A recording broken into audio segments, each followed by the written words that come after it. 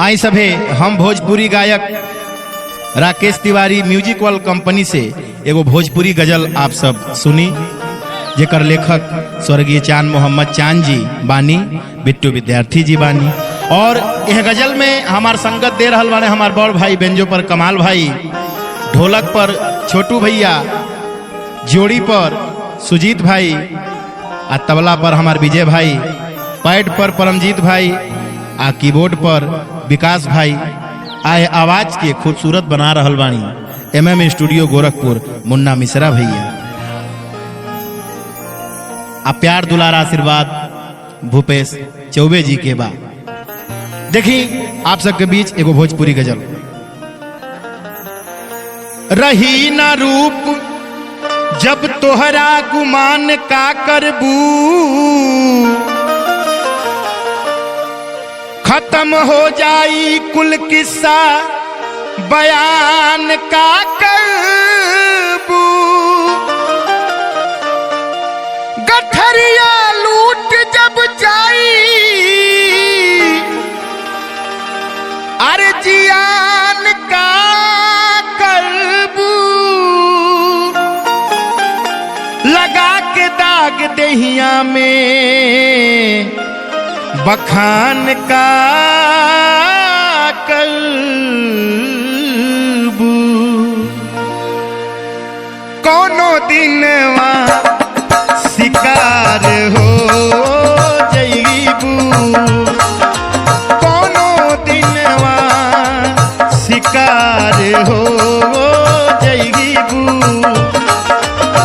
कोनो दिनवा शिकार हो जईबू, कोनो दिनवा शिकार हो जईबू। हमसे मिलबू हमार हो जईबू, हमसे मिलबू हमार हो जईबू। अखिया लड़ल जब से दिल में करार नइखे। अखिया लड़ल जब से दिल में करार नइखे। हम कैसे कोई हमके तोहरा से प्यार नइखे। हम कैसे कोई हमरा तोहरा से प्यार नइखे।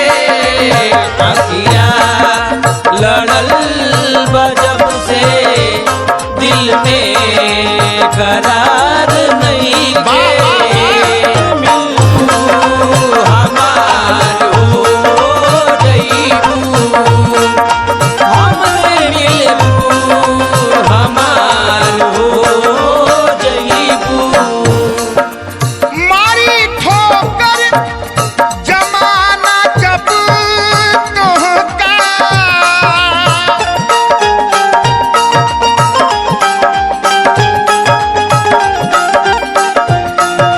मारी ठोकर जमाना जब तोहका, मारी ठोकर जमाना जब तोहका। हमरे गरवा के हार हो जईबू, हमरे गरवा के हार हो जईबू। कोनो दिनवा शिकार हो जईबू। हमका बतलाई हो,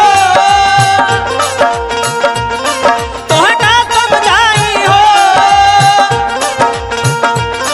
हमका बतलाई हो, तोहका समझाई हो। अब होके जुदा तोरे अब रहल न जाई हो।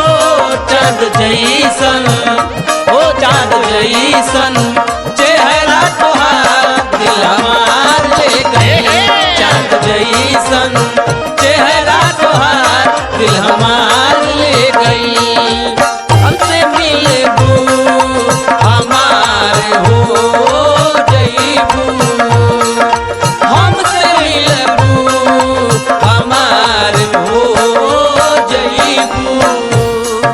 रूप के फूल जब झुलस जाई,